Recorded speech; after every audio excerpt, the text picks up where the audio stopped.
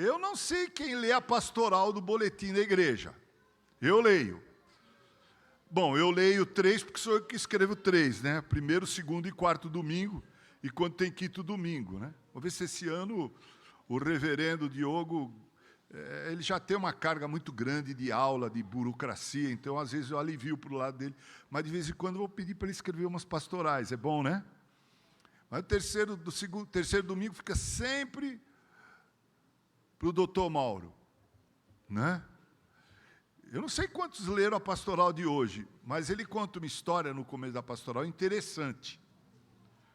Ele diz que o dono de uma loja colocou na vitrine da sua loja uma Bíblia aberta com um versículo sublinhado em vermelho. Todos os que passavam por ali podiam ler a passagem que ele sublinhou, que é um resumo da história do Natal. Porque Deus amou ao mundo de tal maneira que deu seu Filho unigênito para que todo aquele que nele crê não pereça, mas tenha a vida eterna. João 3,16, que, aliás, Lutero dizia que é o Evangelho em miniatura. 2 mulheres pararam na frente da vitrine e também leram o que estava escrito. E uma disse para a outra: que coisa triste, hein? As pessoas envolvem a Bíblia em tudo, até na festa de Natal. Triste mesmo é ver tanta ignorância, não é? E hoje eu vou ler um texto, vou expor o texto e aplicar o texto para o Natal, para ver que tudo na Bíblia tem a ver com o Natal. Tudo. Lucas 4. Põe lá no telão lá, para quem não tem Bíblia, acompanhar. Então, Jesus foi até João Batista, seu primo, que era mais velho que ele 6 meses. João Batista vivia a noroeste de Jerusalém, no deserto da Judéia, e lá ele batizava no Rio Jordão. Jesus foi até ele para ser batizado. E nessa hora, Jesus foi cheio do Espírito Santo ao ser batizado. E Deus o Pai disse, não sabemos como, né? Esse é o meu filho no qual eu tenho prazer. Jesus tinha aí 30 anos quando isso aconteceu. E com isso ele inicia o seu ministério terreno, porque se há alguém que não sabe, saiba agora que um sacerdote em Israel só começava o seu ministério sacerdócio com 30 anos. Então vamos agora ao capítulo 4, do verso 1 ao verso 13. Jesus, cheio do Espírito Santo, como dissemos, depois de ter sido batizado por João Batista, voltou do Jordão e foi guiado pelo mesmo Espírito no deserto, durante quantos dias? 40 dias. Sendo tentado pelo diabo. Se você acha que é tentado pelo diabo por 4 minutos, Jesus foi por 40 dias. Nada comeu naqueles dias, ao fim dos quais teve o quê? Óbvio, né? Não precisa nem ter escrito isso, mas foi escrito. Disse-lhe então o diabo, e o diabo é terrível, ele vem no calcanhar de Aquiles. Se és o Filho de Deus, aí não é uma dúvida não. Aí ele está querendo criar uma situação, como o diabo fez com Eva. É assim que Deus disse? O diabo é terrível. Se és o Filho de Deus, manda que esta pedra se transforme em pão. Está com fome, né? E lá em Mateus, do texto paralelo, é pães. Mas Jesus lhe respondeu. Está escrito, leiam comigo. Não só de pão viverá o homem. Muito bem, próximo. E elevando-o, mostrou-lhe num momento todos os reinos do mundo.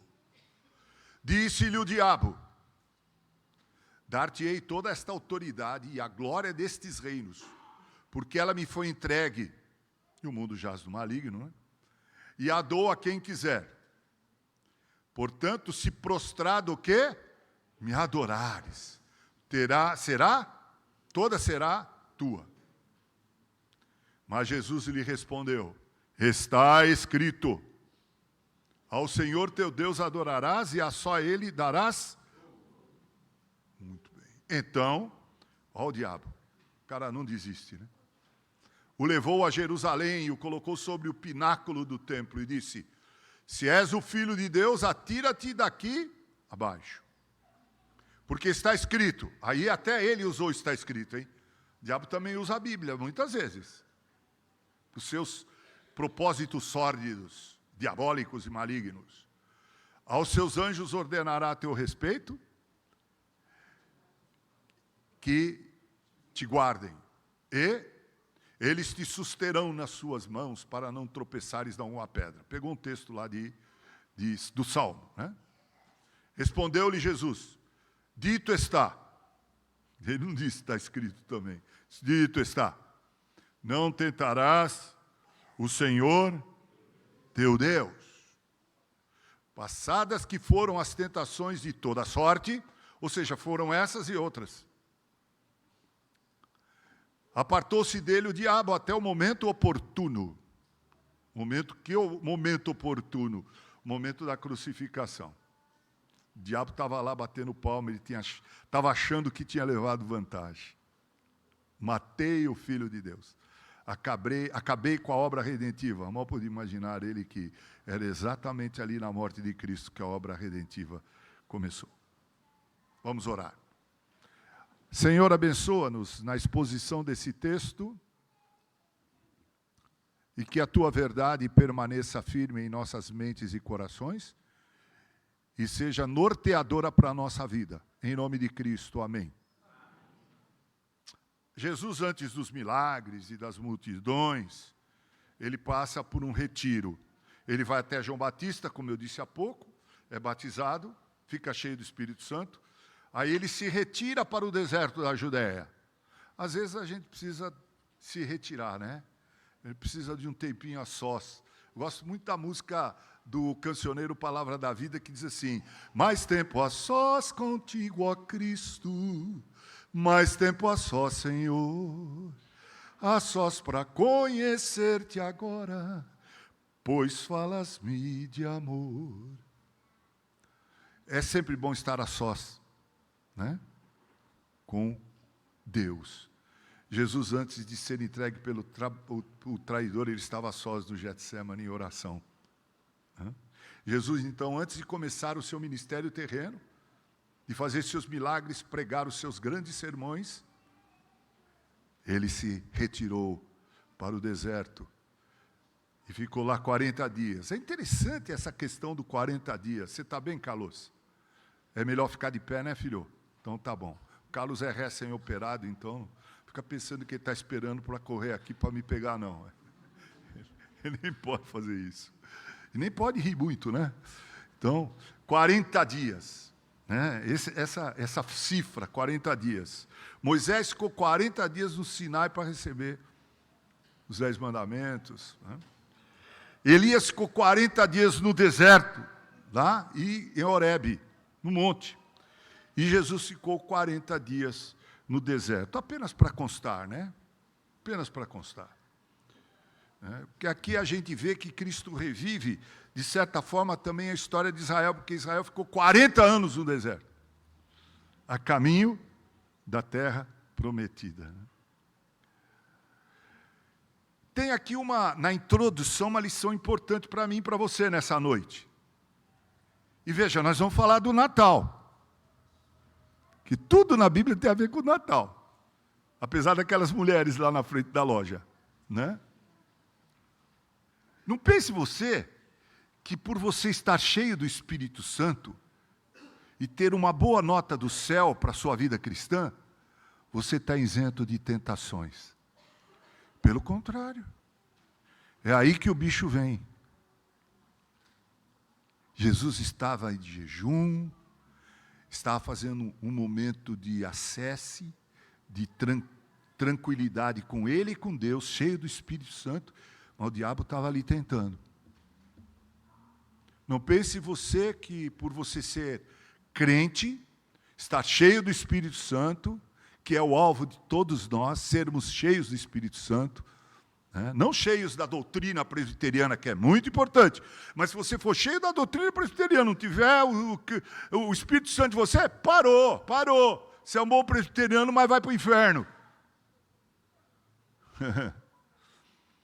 Se você pensa que por ser cheio do Espírito Santo você não é tentado, se enganou. É aí que o bicho vem. É claro que cheio do Espírito Santo a gente responde à tentação de tal maneira que a gente não cai, porque ser tentado é possível, cair é que deve ser impossível, né? Ser tentado todos nós somos, cair é que não devemos. Então essa é uma lição na introdução. Mas vamos aqui analisar cada uma das tentações. A primeira delas foi transformar a pedra em pão.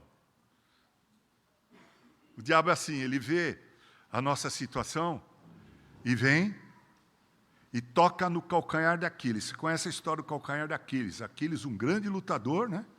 Um homem invencível, até que o camarada deu uma flechada onde? No calcanhar dele, que era o lugar frágil dele. Jesus aqui aparentemente está fragilizado, porque depois de 40 dias, sem comer, ele tem fome.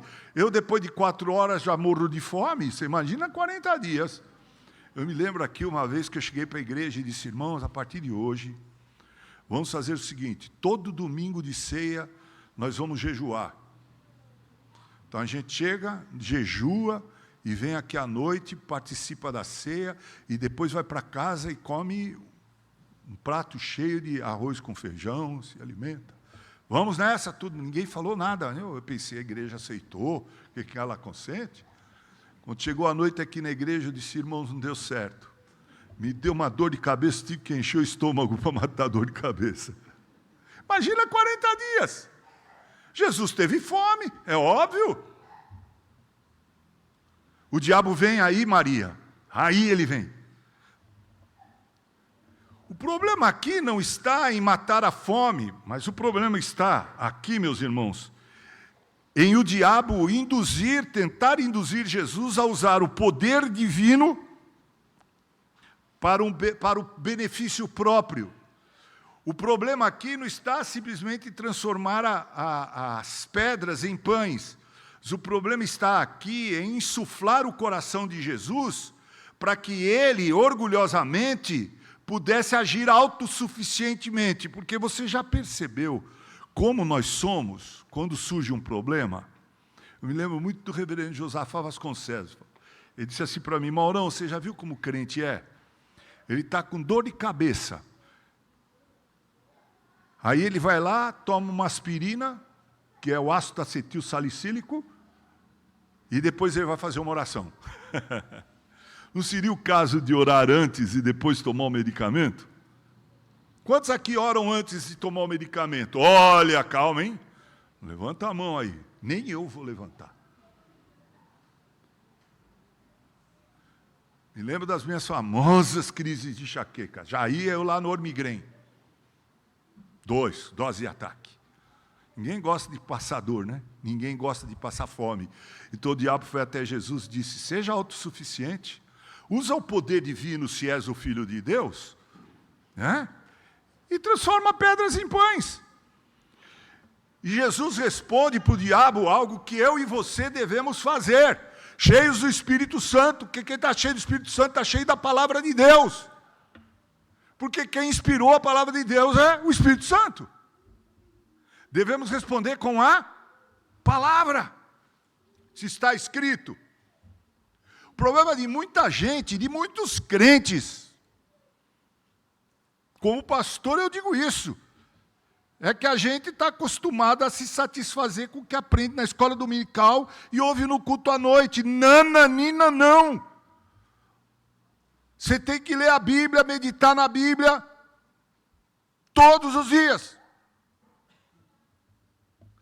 Eu nem sei quantas vezes eu ouvi essa ladainha. Quisera eu tivesse a levado a sério na minha juventude, Henry. Teria colecionado muito menos desventuras do que o Maurão colecionou. E olha, põe desventura nisso, Henry. Dá para escrever um livro dessa grossura. Nós precisamos nos satisfazer com a palavra de Deus. Aqui vai um desafio para a igreja. 2026, leia o ano todo o Evangelho de João e medite no Evangelho de João, compre comentários do Evangelho de João, leia tudo sobre o Evangelho de João, que é maravilhoso. O problema é que nós crentes fazemos assim, eu vou decorar um versículo, o Senhor é meu pastor, nada me faltará, pronto.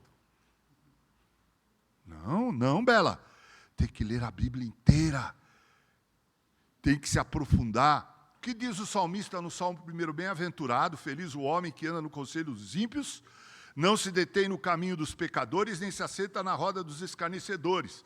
Antes o seu prazer. Estou bem, hein, Libini? Seu prazer está onde? E na sua lei?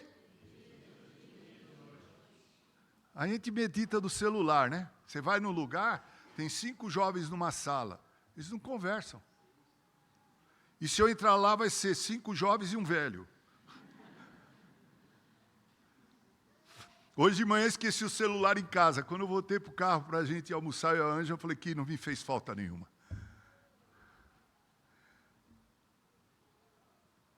Se a gente meditasse na Bíblia como a gente acessa o celular, hein, gente? O WhatsApp, o Facebook, o TikTok. Eu vou fazer um desafio aqui para você também. Pegue 50% do tempo que você usa com o celular e usa para ler a Bíblia e meditar nela. Provavelmente você vai começar a diminuir seu acesso à Bíblia. A Bíblia não, ao celular. Jesus respondeu como? Ô, veiaco, está escrito. Eu não estou inventando. Não saiu da minha cabeça agora.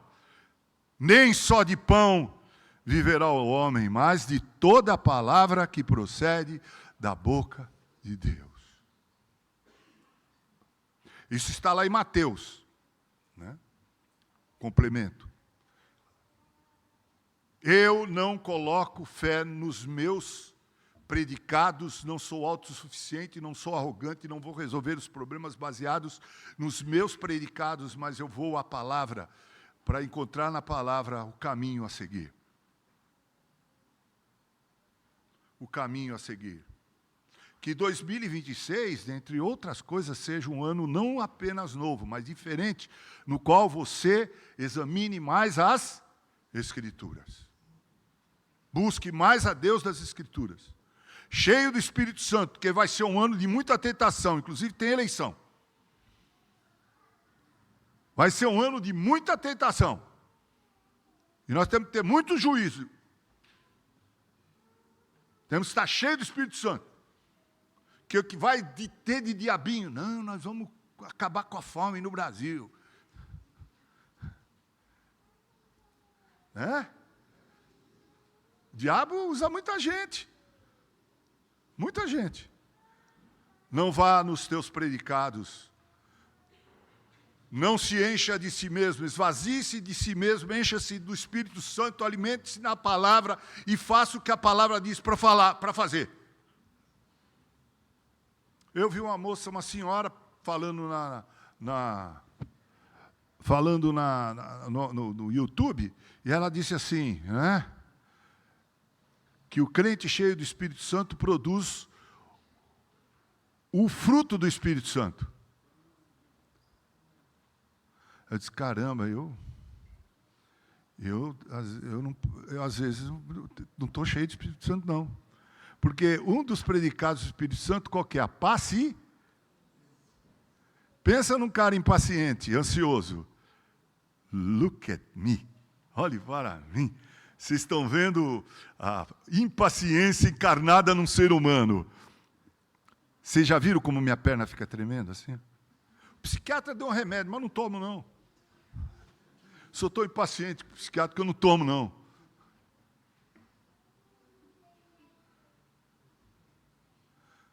Aí eu fico perguntando, será que eu estou cheio do Espírito Santo? Aí a perna ia balança, para de balançar, né? Jesus disse, está escrito. O que você vai fazer em 2026? Calma, tudo tem a ver com o Natal, vou chegar lá. Tem que ler mais a Bíblia, meditar mais na palavra de Deus. E parar de ver a internet. Internet é caminho de loucura, de doideira. É o direita falando uma coisa, a esquerda falando outra, é o centrão falando outra. Você fica assim.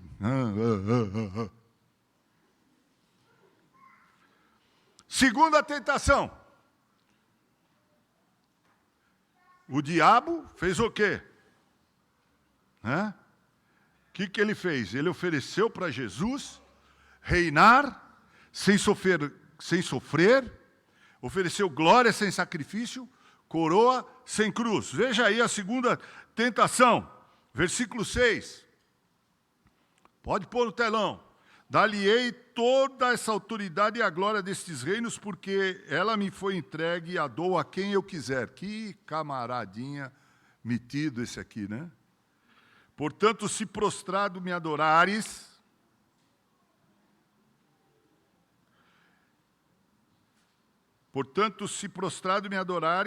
toda será tua. Mas Jesus respondeu, está escrito, ao Senhor teu Deus adorarás e só a Ele darás culto.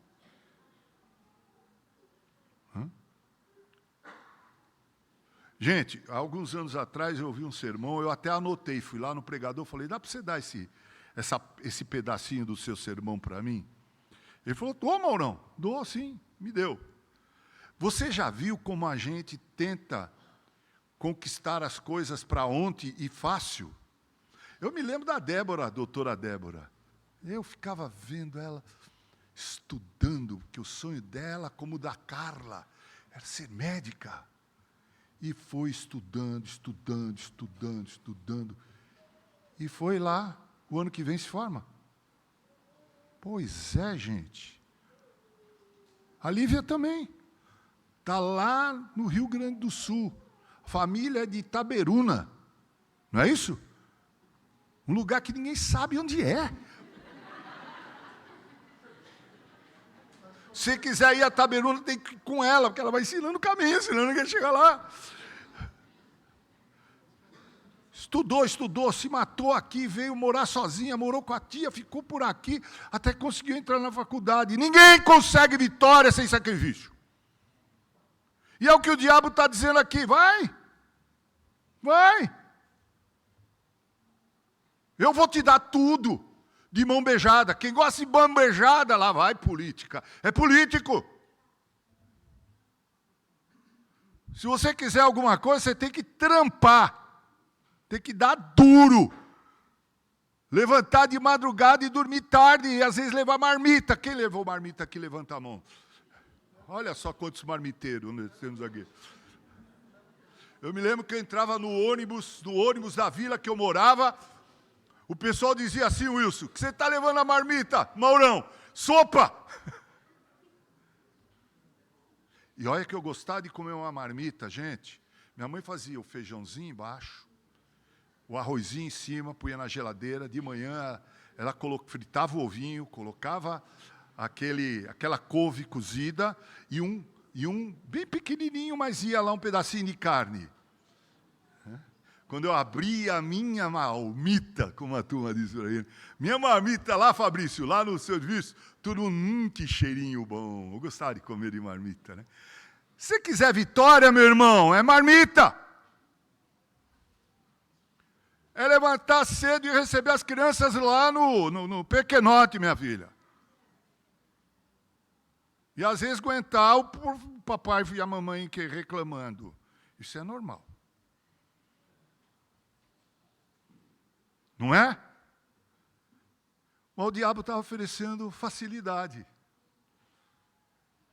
Pula daqui. Me adora, vai que está tudo bem. Essa pessoa que me emprestou um pedacinho do sermão disse assim, vivemos em dias nos quais, já nos dias de Jesus, vivemos hoje também. Queremos ganhar guerras sem batalhas. Queremos subir a escada da fama sem o degrau do sacrifício. Queremos o êxito sem suor. Queremos sabedoria sem leitura.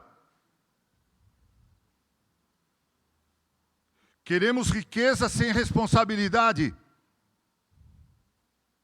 Fácil desviar dinheiro dos velhinhos. E desfilar pelo mundo com aviãozinhos a jato, às custas dos aposentados. Crime hediondo. Quer falar de genocida? Queremos Deus sem compromisso. Queremos o Deus laissez-faire. É impossível. Foi o que o diabo ofereceu para Jesus. E Jesus disse o quê? Põe lá o versículo lá. Está escrito, versículo, se não me engano, 8. Ao Senhor teu Deus, e só a Ele.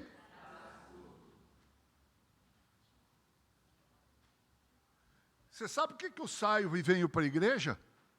Porque durante os outros dias da semana, eu carreguei marmita. Claro que é sentido figurado. Mas eu lutei as lutas da vida para conseguir ter o pão sobre a mesa. Às vezes eu digo que a gente quer ver milagre, se esquece, José Roberto Albrecht, que o pão na mesa é um milagre. Ele era uma semente, virou trigo, e o trigo virou pão. E você trabalhou, e foi lá e comprou no supermercado, pôs em cima da mesa, matou tua fome. É assim. Vocês estão achando que eu estou nervoso hoje? Não, né? Ninguém consegue sucesso sem sacrifício. Era o que o Satanás prometeu para Jesus, mas vamos chegar no Natal. Terceira tentação, versículo 9 a 12, põe lá. Satanás agora ouviu Jesus dizer, está escrito. Aí ele, vou dar um nó. Eu vou dizer, está escrito também, né? Então, o levou a Jerusalém e o colocou sobre o pináculo do templo e disse, se és o Filho de Deus, atira-te daqui abaixo, porque está escrito, aos seus anjos ordenará a teu respeito que te guardem. Continua. E eles te susterão nas mãos para não tropeçares em alguma pedra. Respondeu-lhe Jesus, dito está, não tentarás o Senhor teu Deus. Eu me lembro de uma história que eu li num livro do Paul Yang-Cho sobre tentar a Deus. Tentar a Deus. Diz que duas moças queriam ir à igreja e tinha chovido torrencialmente e inundado o local. E as duas irmãs falaram, não, nós vamos orar a Deus, é dia do Senhor, nós vamos à igreja. Foram e morreram afogadas. Isso é tentar a Deus, gente. Nós não tentamos a Deus. O reverendo Augusto Nicodemos escreveu com muita sabedoria, né? Que a teologia da prosperidade determina a tua cura, determina isso, determina aquilo. Mas a teologia da Bíblia diz, se for a vontade. Como é que Jesus orou no Getsemane? Seja feita a tua vontade. Né? Nós vivemos em tempos em que confundimos loucura com coragem. O cara faz um negócio louco, que é corajoso. Outros confundem vingança com justiça. Outros confundem fé com imprudência. Está chovendo? É perigoso ir para a igreja? Vamos adorar a Deus de joelhos em casa. Não vamos arriscar nossa vida, não vamos tentar o nosso Deus. Essa foi a terceira tentação. Tentar a Deus. Qual foi a resposta de Jesus? Põe lá. Dito está. Ele nem disse escrito está. Dito está. Não tentarás o Senhor? Não tentarás o Senhor teu Deus. Lembre-se disso. A nossa vida tem que ser uma vida de submissão à providência divina. Comer o pão que Ele põe sobre a mesa. Tem que ser uma vida dedicada ao sacrifício. Tem que ser uma vida de cruz, porque é o caminho para a eternidade. Ninguém vai para o céu, vai para a eternidade, vai para o novo céu e nova terra se não passar pela cruz. Você entendeu? Não vai. E terceira lição que a gente aprende aqui nessa tentação de Jesus. Nós temos que confiar sempre em Deus, sem nunca tentá-lo. Mas, vamos então ao Natal. O que isso tudo tem a ver com o Natal? Agora eu quero que vocês aí na mesa localizem o texto de Apocalipse 12. Apocalipse 12. E a igreja vai ler comigo, até o versículo 6 primeiro. Vamos ler juntos? O que a tentação de Jesus tem a ver com o Natal? O título do sermão é Celebrando o Natal no Deserto. Nós vimos Jesus no deserto, sendo tentado, e diz o texto que ele resistiu ao diabo e o diabo fugiu dele, porque essa é a regra. Resistiu o diabo, ele fugirá de vós, é um princípio bíblico. Vamos ler. Viu-se grande sinal no céu, a saber, uma mulher vestida do sol, com a lua debaixo dos pés e uma coroa de 12 estrelas na cabeça, que achando-se grávida, grita com as dores de parto, sofrendo tormentos para dar à luz. Viu-se também outro sinal no céu, e eis um dragão, grande e vermelho, com 7 cabeças, 10 chifres, e nas cabeças 7 diademas. A sua cauda arrastada pela parte das estrelas do céu, as quais lançou para a terra, e o dragão se deteve em frente da mulher que estava para dar à luz, a fim de lhe devorar o filho quando nascesse. Nasceu-lhe, pois, um filho varão, que há de reger todas as nações com cetro de ferro, e o seu filho foi arrebatado para Deus até ao seu trono. A mulher, porém, fugiu para o deserto, onde havia Deus preparado lugar para que nele a sustentem durante 1260 dias. Vou interpretar o texto para você. A mulher aqui é a igreja. E o dragão vermelho, por isso que a gente, às vezes, quando pensa no diabo, pensa num bicho vermelho, de chifre, de rabão, né? Porque assim ele é descrito aqui. É o dragão. Ele está de frente para a igreja. Porque a igreja está grávida para gerar quem? O Messias, o Redentor.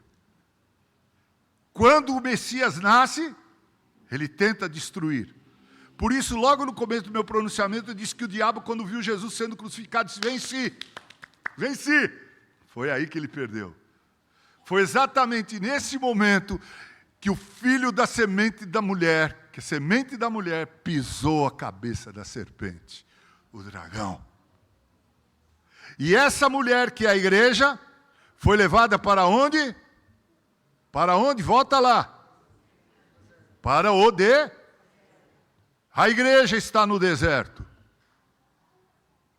Nós estamos no deserto. Eu e você estamos no deserto. E é no deserto que a gente tem que celebrar o Natal, apesar dos pesares.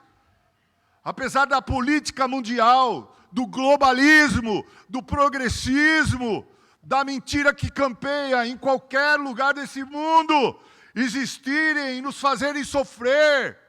Nós temos que estar conscientes de que o Natal tem que ser celebrado e que nós não podemos cair na tentação. Nós celebramos o Natal no deserto, porque nós somos a mulher que foi para o deserto. E lá diz o texto com clareza: a mulher fugiu para o deserto, onde lhe havia Deus preparado lugar. Deus preparou lugar para a igreja, para que nele a sustente durante 1260 dias. É um número simbólico para retratar todo o período em que a igreja está aqui até a volta de Jesus. Então, quando você lê esses 6 versículos de Apocalipse, saiba, a mulher grávida é a igreja. O filho varão que vai nascer é Cristo. E diz o texto que ele foi levado para os céus, e foi mesmo, porque Jesus foi assunto aos céus depois de ter passado 40 dias com seus discípulos. Agora nós temos que celebrar o Natal, porque tudo tem a ver com o Natal. E essa celebração Do Natal no deserto, deve ser trilhada com a plenitude do Espírito Santo. Como Jesus está cheio do Espírito Santo no deserto, essa igreja, o varão, filho da igreja, tem que ser cheio do Espírito Santo. Dentre tantas coisas que você tem que procurar fazer no próximo ano, se Deus te conceder vida e graça, é ser cheio do Espírito Santo. Você quer ser cheio de dinheiro, né? Eu queria ter mais saúde. Mas se Deus me der o Espírito Santo, eu vou passar pelos percalços da saúde, com fé, e vou testemunhar dele. Essa celebração do Natal pelo deserto, nessa celebração a igreja deve ser alimentada da palavra de Deus e sempre responder na tentação, está esse?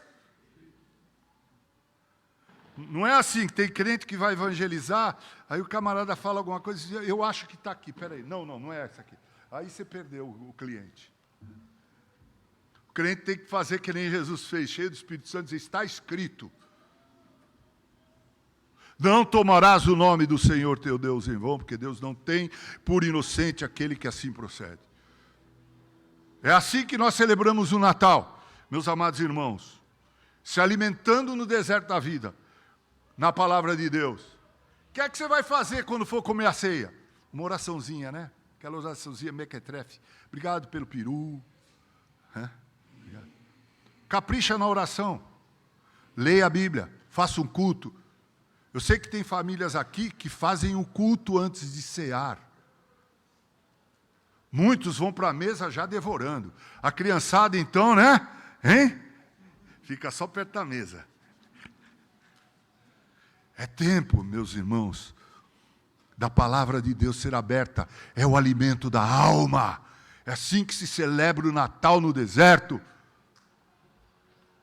Cheio do Espírito Santo e na palavra. Como é que nós celebramos o Natal no deserto? Pensando na outra tentação. Adorando somente a Deus. Só a Ele darás? Papai Noel não existe, gente. Desculpa aí, criançada. Não existe não, Lucas. Não existe não.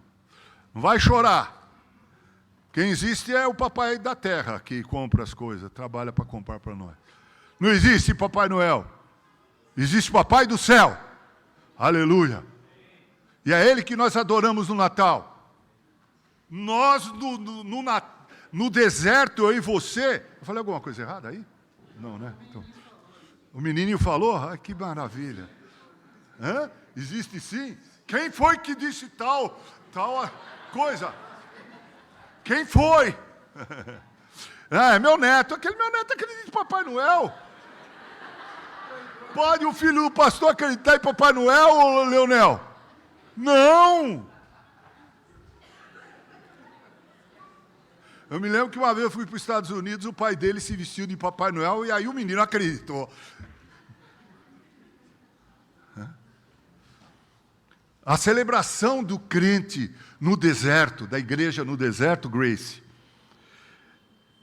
é um ato de adoração a Deus. É preciso ter um momento. Eu digo aqui na igreja, vocês se lembram, há 2 momentos na igreja, Wilson, que eu valorizo muito. Um é o culto da ressurreição. Quase que eu jogo praga em crente que viaja na Semana Santa. Não faço isso porque é pecado, né?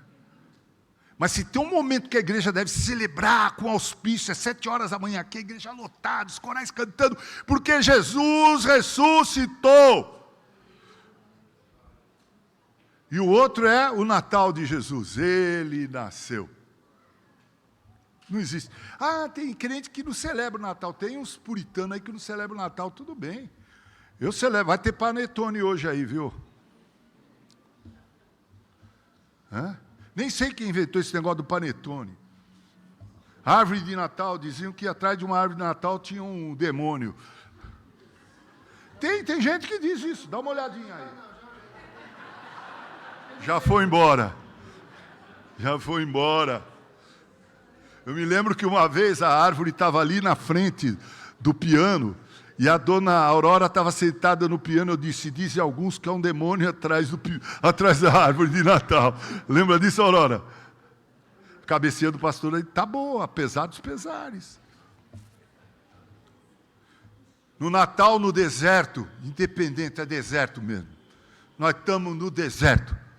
A gente tem que adorar a Deus. E por fim, no Natal, no deserto, a igreja deve confiar na providência divina. Deve acreditar que em 2006 nós ainda teremos o pão que mata a fome. O cafezinho gostoso pela manhã, Carla. Hein? Quem sabe um bolinho que você vai fazer e mandar para mim, tá? Aquele bolinho caprichado, tá? Estou falando nada, não estou mandando recado não, você que sabe, né? Vai ter o pão, sim. Não porque nós determinamos, porque quando a gente ora ao Pai, pão nosso de cada dia, a gente o faz com fé.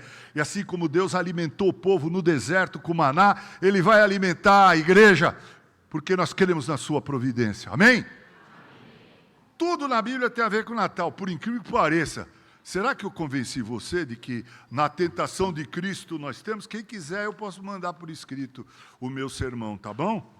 Mas não vale sair pregando por aí não, hein, tá bom? Meus irmãos, nós temos agora